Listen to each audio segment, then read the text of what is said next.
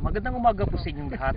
Ako po si Vic Marandi at kasama ko po rito si Kawili. Itutok mo kagad si Kawili. Kay Kawili, na aming foreman, si Jun Santos. O sa akin naman, Dali. si Jun Santos.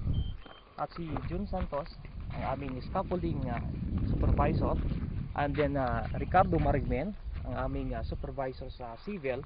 At ganun din si Ryan. Pakitutok mo lang yan. Video man. Tutok aming cameraman or videoman. Okay, yan po si Ryan. Alam niyo po dito sa Saudi Arabia, nung unang dating ko po rito sa Saudi Arabia, akala ko walang tilapia rito. Pero nung nagsabi ng kaibigan ko, Vic, pupunta tayo sa laot o sa lawa at manghuli tayo ng tilapia. At ngayon at na-discover ko na talaga napakaraming tilapia rito. At kung inyo po yung makikita dito po, hali po kayo, ituturo ko po sa inyo ang maraming tilapia dito. Okay? Yan po, tingnan nyo, akala nyo walang tilapia dyan, pero kapag pumunta kayo dyan, maraming nangingitog na tilapia. Alam nyo po, kami rito sa Saudi Arabia, minsan kapag wala kaming trabaho, wala kaming overtime, ito po'y aming libangan. At the same time, ito po'y nakakatulong din sa aming pinansyal na pangangailangan. Minsan po kung wala kaming ulam, ito po'y dagdag allowance din sa amin, itong tilapia na to.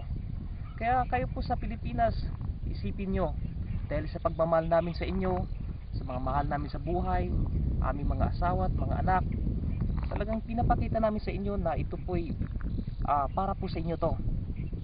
Okay? Kaya tingnan nyo ang Saudi Arabia is surrounded by grass. It's full of resources.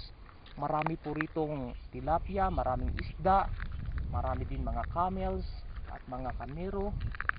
At nung unang dating ko rito, akala ko hindi umuulan dito sa Saudi Arabia.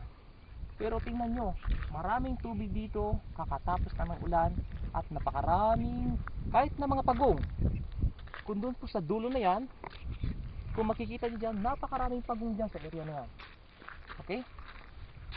Kaya, maraming salamat po sa inyo at napanood nyo ang aming video na to.